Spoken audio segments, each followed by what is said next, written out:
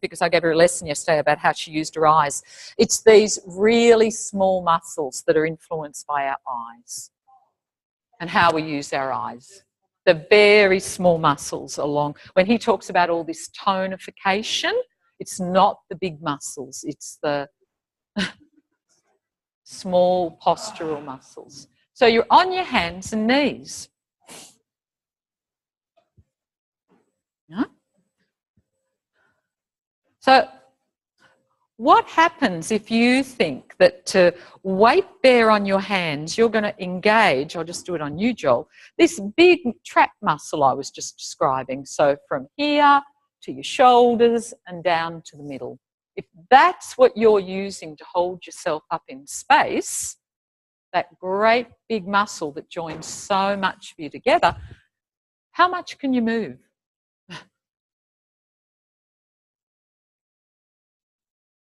And then if you let that give up its work, what's different in how the weight is on your hands?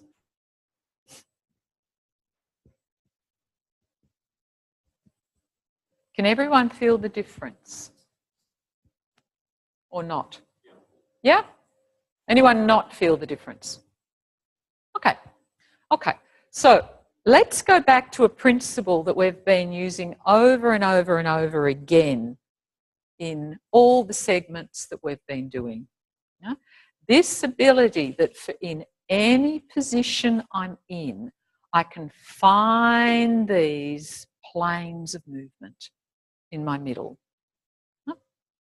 So I'm not moving in space at the moment, I'm staying over my base of support and I'm just getting a little bit rounder or flexion, extension, side bending, rotation.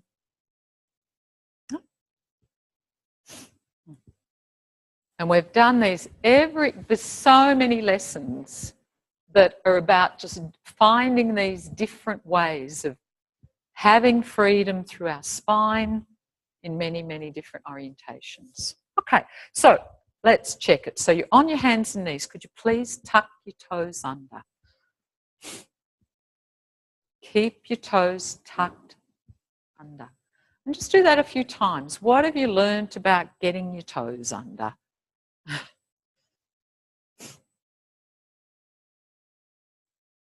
What would you do to keep your weight more central where it is? And what would you do if you were going to move your weight forward to do it?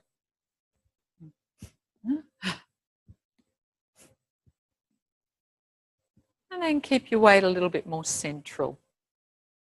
And feel that asks you to change the curves in your back more because you're not really shifting your weight. You're not going anywhere. Okay, so could you first of all think of bringing your right shoulder and your right knee closer? Sorry, your right shoulder and your right hip closer together. I'm sure you all can remember ATMs that have involved something like this movement.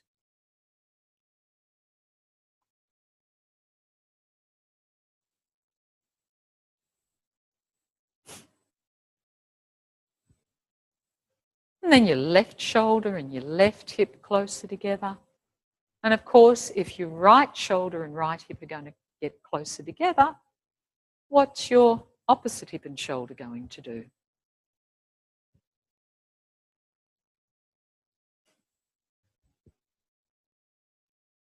And really notice how much do you move your weight to do that?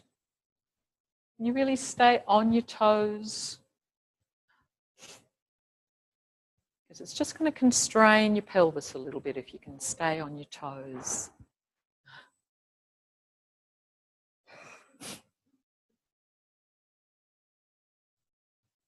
And then simply play around with how could you make that harder to do. You can tighten the big muscles of your belly if you like. You can tighten your low back. You could tighten your neck. You could tighten your jaw. Do whatever you like that you know is a big muscle. And just see, how does that influence my ability to find these smaller muscles that allow me to change my shape in the middle. You could be pulling up in your belly.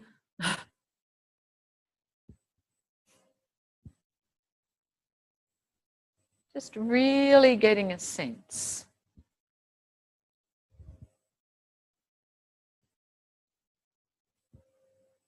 Okay, so that's one plane of movement. Your next plane of movement, how do you bring your sternum, the top of your sternum and your pubic bone a little bit closer together? So now we'll look at flexion, extension in this position.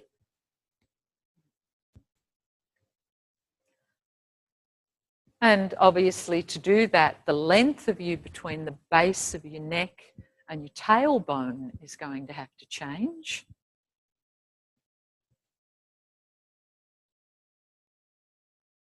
And again, really feel as you do that, how much can you sort of just get that you're not having to shift your weight a lot?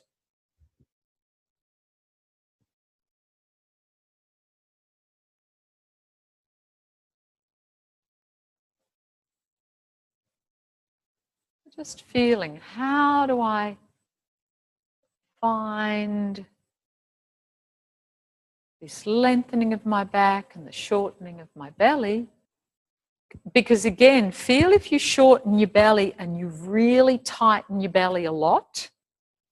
So it's not just that you're using it, but you're gripping it. What does that do to the movement through your spine? Compared to this very soft, easy contraction of your belly. And it'll feel soft and easy if every part of your belly is doing its little bit.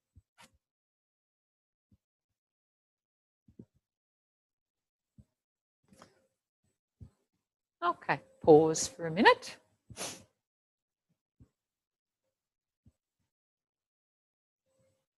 So you can already feel we've done lots of those movements previously. No? Looking at these planes of action. Okay, so what your third one obviously would be rotation. No?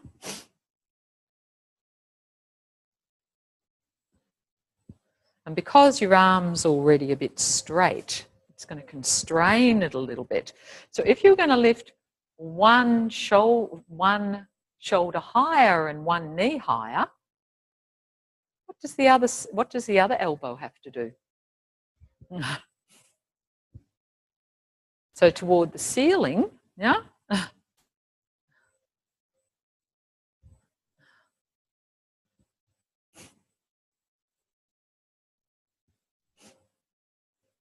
So you're not lifting them, Jane. Your hands and feet are staying on the floor. You're just lifting one knee and one shoulder higher. And what do you have to do through the other side to let that happen? Sorry, yeah, one knee away from the floor. Yeah. And notice, do you swing your knee out to the side? Do you lift it straight up? And again, not a really easy position, but that's your rotation.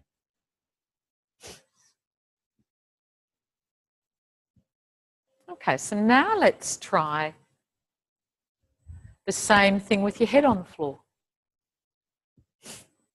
So could you find your isosceles triangle position?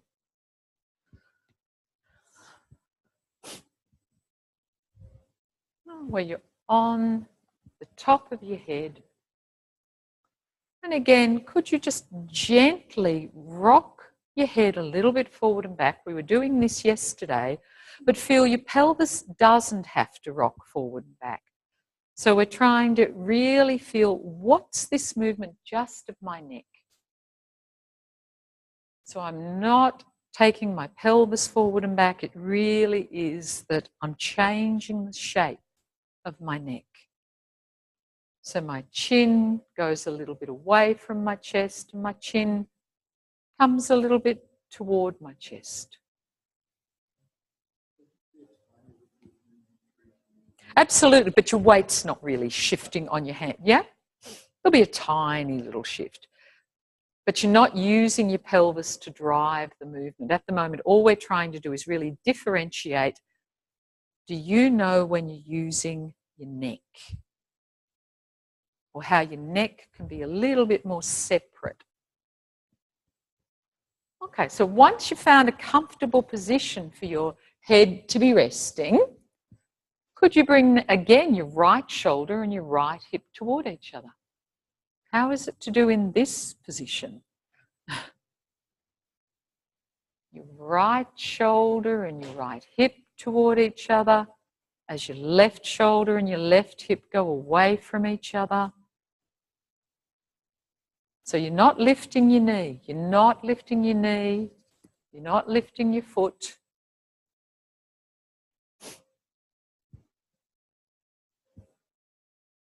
You're not lifting your knee.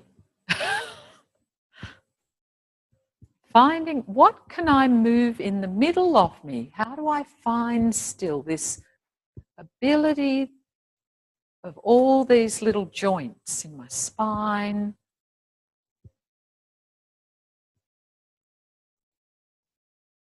And if it's not happening, what big muscle have I turned on here that's not allowing that to happen?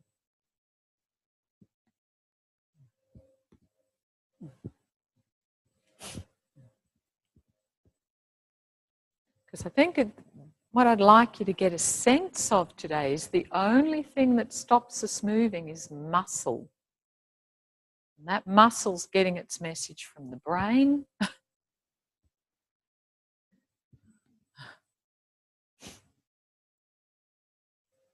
So it's not that you're inherently stiff.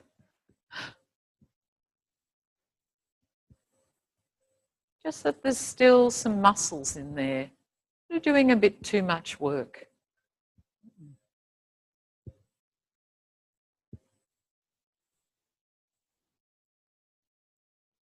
Do you know what you're doing when you take your hip and shoulder toward each other? How far do you have to shift the opposite hip out to the side?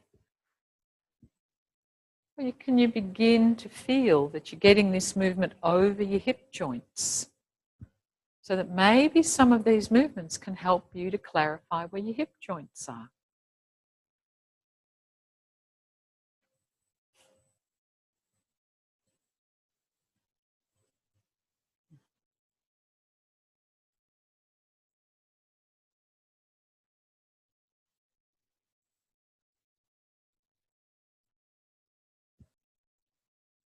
Then, when you're ready, you can do a little bit of flexion extension there.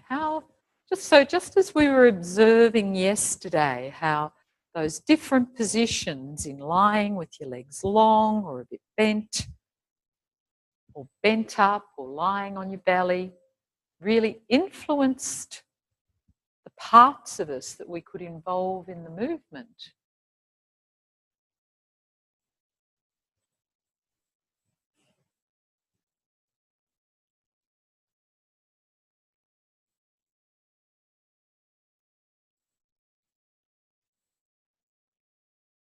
And then if you were going to do turning, so now one shoulder can lift and the same knee can lift. One shoulder can lift and the same knee can lift.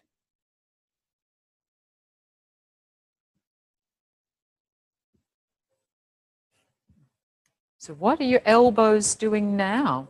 What are your shoulders doing now?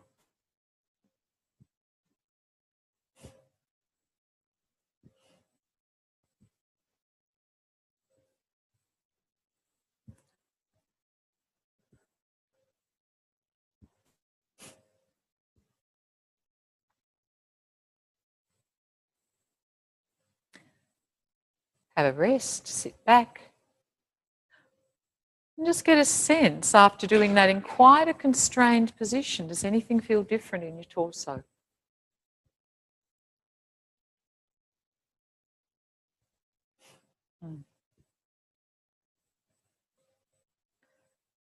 So what is it about this ability to keep being able to change our shape? Really, it's just telling us that our big muscles aren't doing the work. It's one of the things it's really saying, that I'm not using those great big muscles, which is allowing the possibility for all of these little movements of my spine to become available.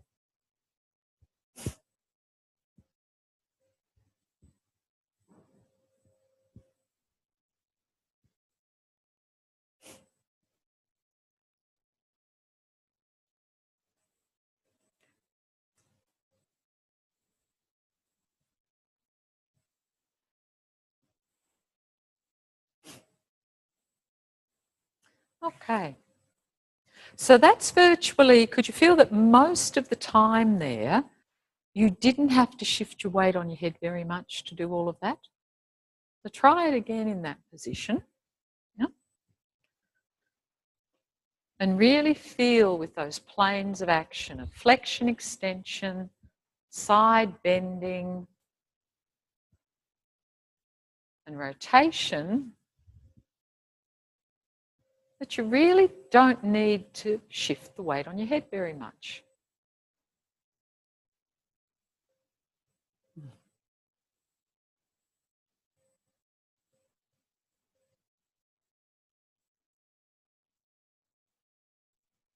So as I said, these planes of movement are about, they're not about moving off anywhere. They're these possibilities that we have open to us within the base of support that we have.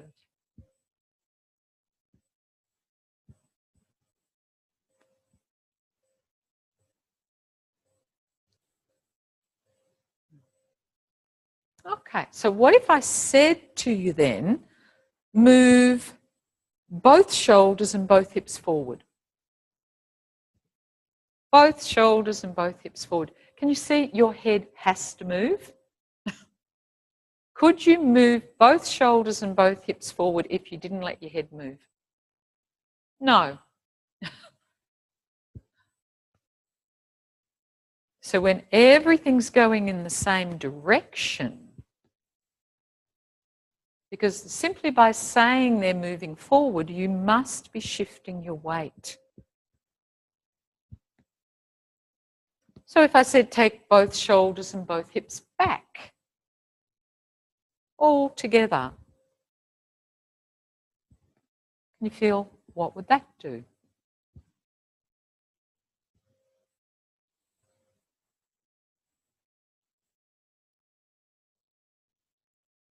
And see if you can feel that once you put a direction in there,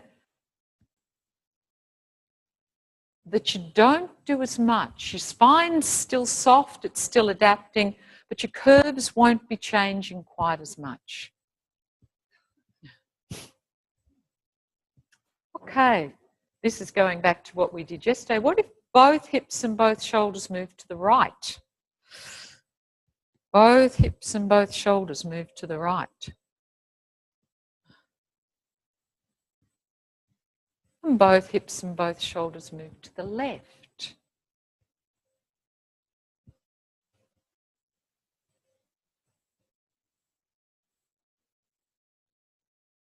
Can you feel again how that's really going to ask your head to have to go along a little bit for the ride?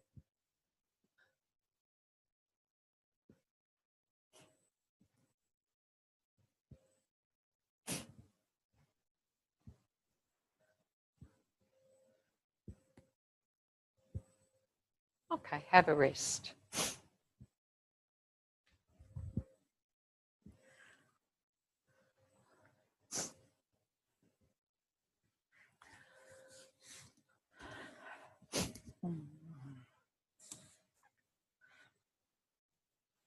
So how do we find, as I said, these planes of movement available in many orientations with our leg, different weight bearing, on lots of points of support, few points of support, different alignment of our arms and legs, and with all of that, we can still find this flexion, extension,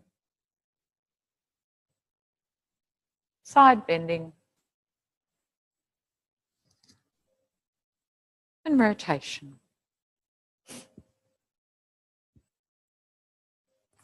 However, as soon as we put a direction in with the flexion, extension, or the side bending, or the rotating, we start to move through space.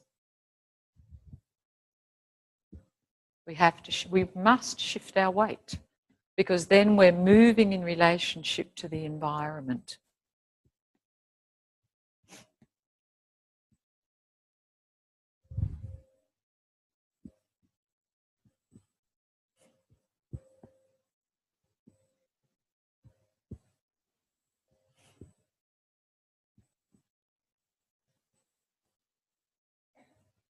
Okay, up you come to sitting.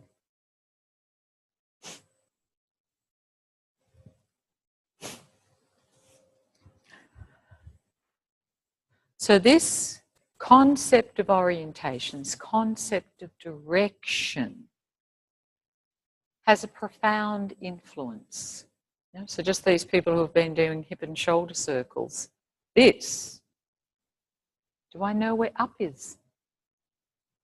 Do I know where down is? Do I know where forward is? Do I know where back is?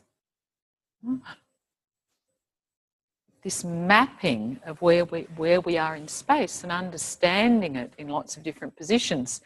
You know, and I think I've said this before, but, you know, Feldenkrais would say that his example of people who would know this the best would be high divers, where they're falling through space from a great height and they're doing all these twists and turns and they land exactly, basically, pretty much where they want to land. So they have to have mapped their territory in incredible detail to do that. They must understand what's up, down, what's left, right, what's forward, back. To be able to go, I'm here, and that's where I'm going to land. After doing all of these things, taking me in innumerable ways through space. Okay, so we're going to hypothesize a little bit here.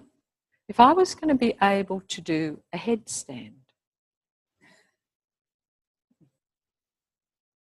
do I want to move through space on the top of my head very much? Yeah. So that if I'm starting to go up and I'm pushing forward to go up, what's my spine going to do? It's going to round, isn't it? So how do we get, that's why all of these planes of movement are so important for us to keep finding that I can go up. How do I know what up is? What's up?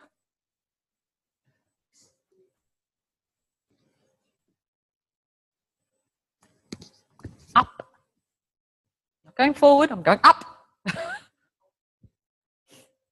not the opposite, no, it's not. Well, you could say it's the opposite to gravity, but I have to have a skeletal organisation underneath it. Yeah? So, just to have a go at your headstand.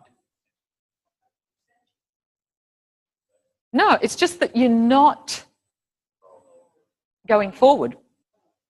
Yeah? So do it, Joel.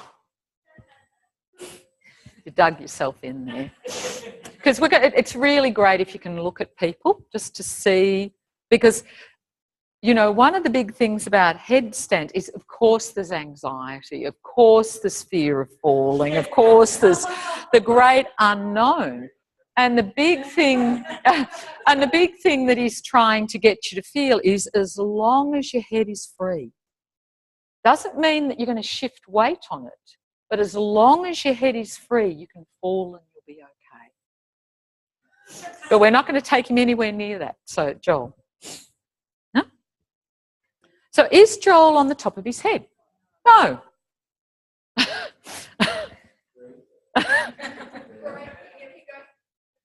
It's a great question, though, isn't it? Yeah? Do I actually know where the top of my head is? So can you feel, Joel, when you're on the top of your head, that your chin and your sternum are really close together? Yeah? So go to where you were. Yeah?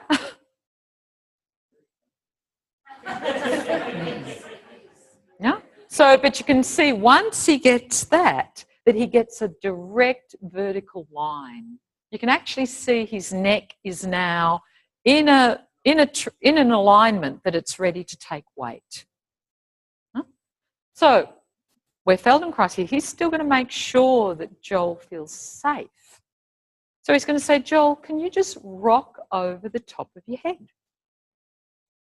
Yeah, and Joel's going to use his pelvis to do it. So he's not going to be safe. Huh?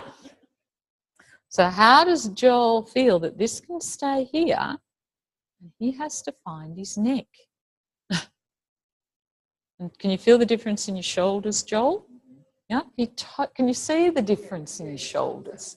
They have to move because this all can't be engaged then. Yeah? To get that small movement. Yeah? So Joel, if you just tighten just there for a second, try and rock your head, he has to move his pelvis. Huh? He's not going to have a choice because those big muscles, or he could have those free and he might be going, oh, I'm not too sure about this. I'll just hold in my belly a bit. Yeah? He will still have to use his pelvis. So in a way, it doesn't matter where, where you've put the work on, something's going to stop your head being free. Huh? So can you feel that now, Joel, the freedom in your neck a little bit more? Yeah. So if we just ask Joel to lift one knee, huh? He rolls forward on his head. So he's already put forward in there. And you see how he's lost the alignment of his neck. Ah. Huh? And look at what's the plane of action he has to use now. Rotation. Yeah? And there's a bit of side bending and, huh? And down. Okay. Other side, Joel. Just that very beginning, just to feel. There he goes. Because can you see, as soon as he moves forward, he's moving through space. So he can't, he's put a direction to move in, and that's not what a headstand's about. You've got to find how to balance on this very small. But at no point do we get him where he still can't change this angle of his head.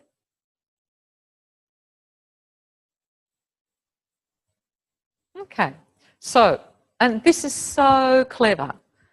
Joel, take a rest whenever you like. So we've got how many points of contact at the moment? 7. 7. We've got the head, we've got the hands, we've got the knees, we've got the feet. If you don't have the feet, that's when you're more likely to start going forward.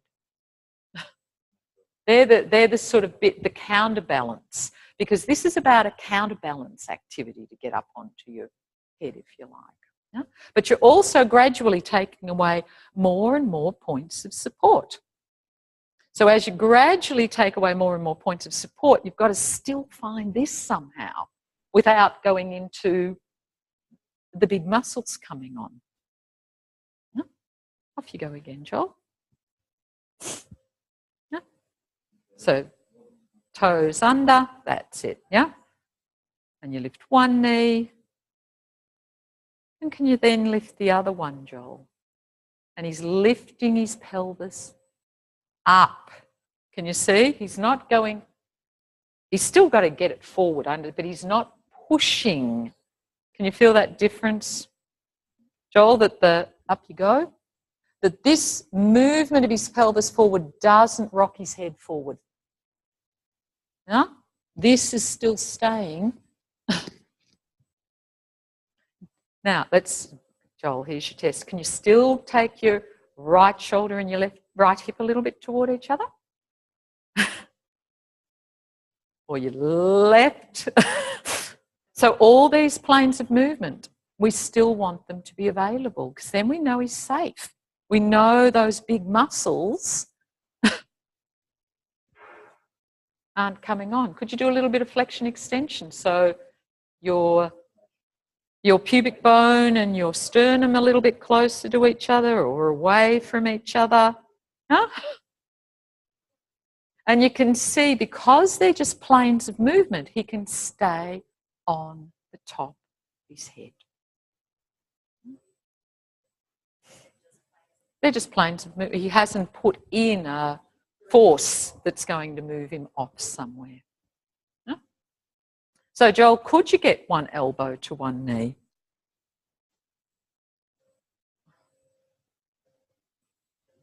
Begin to walk and look at that pelvis just going up.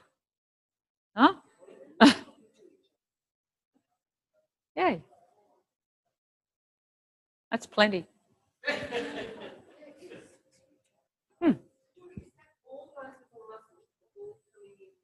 They're all available to still support your skeleton, even in this quite bizarre shape, if you like.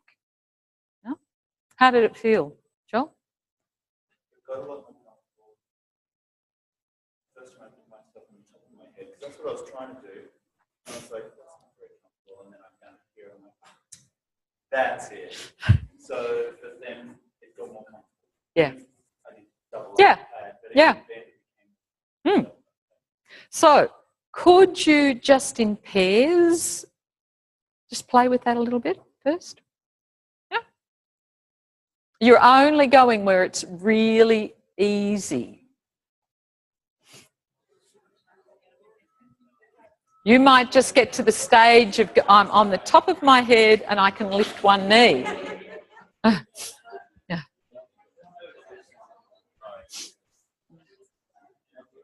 Because most people don't know where the top of their head is.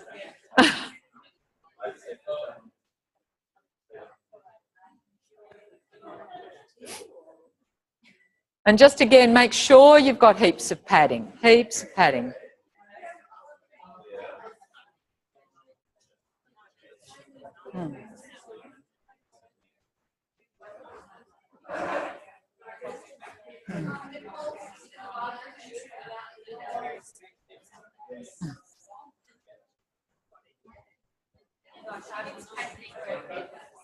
And then you're asking them if they can flex and extend their neck a little bit.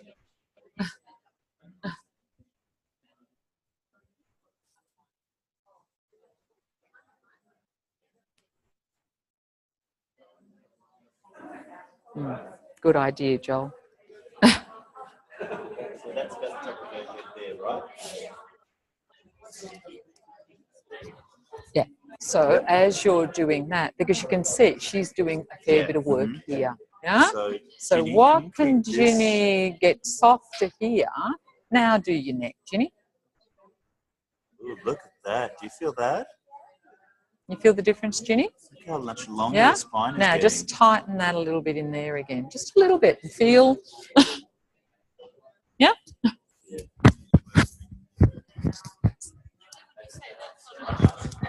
It's pretty. It's a first approximation. So again, what you're trying to get is you're trying to help them feel where they're doing work that's not necessary. Huh? That's soft shoulders. That's better, Danielle. You could play with that. Yeah? But you can see as long as these get softer, yeah, that's beautiful. She can now, Danielle just, she can, there she goes. Yeah? Huh? But as soon as anything tight's happening there, can you feel the difference, Danielle? Yeah.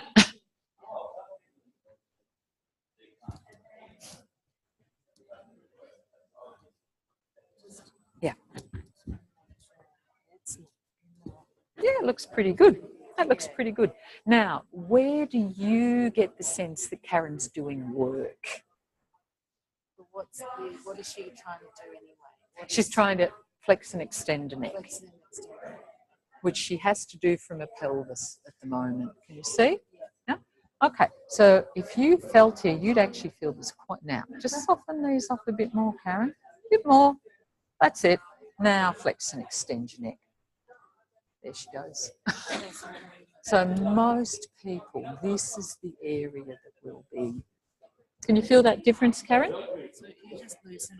I just basically said, Karen, they don't have to be fixed. No?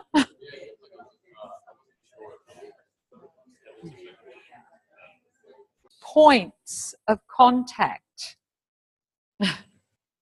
You couldn't get much more stable if you tried, really. But our internal feeling doesn't necessarily feel that much. Okay, so if I have my feet flat, I've sort of lost 2 points of contact. Yeah, they're not really in a standing position where they can take weight. Huh? Does that make sense? Yeah. Does that, and then does that then weight in the knees? You've already shifted the weight forward. So as soon as those feet aren't taking weight, you've already shifted the load more forward. And we know that if we want something to be free, it's easier to find if I don't have too much weight on it. Yeah? So now put your toes there. And now. Yeah? And can you feel the difference in your shoulders, Danielle? Yeah? Because she's got more points. This is just, we use this principle all the time. We never stop using it. Changing the base of support. Yeah? So then we're going to make it even easier. We're not going to make her lift one of her feet, which is an outrigger at the moment. We're going to ask her just to lift one knee. So she's still got this point back here, yeah? which is going to help not push her weight forward. Yeah? So again, Danielle, just put your toes down and feel if you lifted your knee. Yeah? You can see those arms already, yeah? Because she's had to lift the whole weight of the leg and to try and organise it within this changing base of support. So toes under again. So she lifts one knee.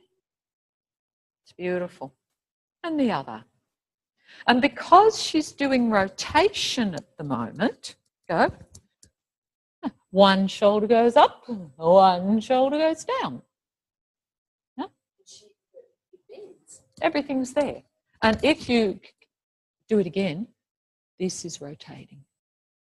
Way up here, she's rotating around the top of the head. If these shoulders couldn't move, that's not going to be available. She's going to have to do it from much lower down. So now if we leave her there and just say, Danielle, could you do a little bit of flexion extension there? Yeah. And look what her shoulders do. They're following the pattern. Flexion, extension. Yeah. They're doing this lovely. So if she did this one and this one together, yeah. Look what her shoulders are doing. They understand what we're asking her to do. One goes up, one goes down. Yeah.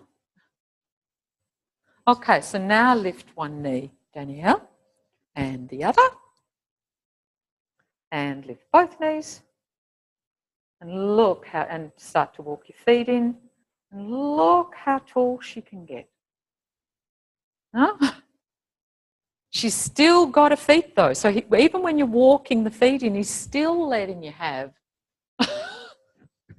1 foot behind you as a base of support. So he's still only saying lift one at a time. He's not saying hop your way forward. Huh? And then what are we going to do? And because a lot of people say, oh, this isn't how you teach a headstand. I think it's brilliant because he just keeps changing places of support. He's going to ask her to walk herself forward enough, and she doesn't have to get here, where she's going to get another base of support between her elbow and her knee.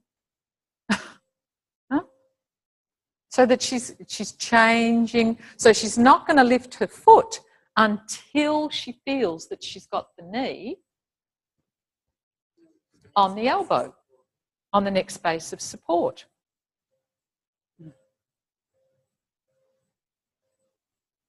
And you can see probably elbows are a little bit wide at the moment. Yeah, she could bring the, yay. But look, see, look at this. She's staying, she's in there. She's keeping it soft. Yeah, that's what this is about. There she goes. And down. Brilliant. And no matter what anyone says, I don't care what anyone says, it's a sense of achievement. Don't you feel a sense of achievement? It's a wonderful thing. Yeah? But not to get there. Yeah. Not to get it. Not to aim to achieve. But to get there because...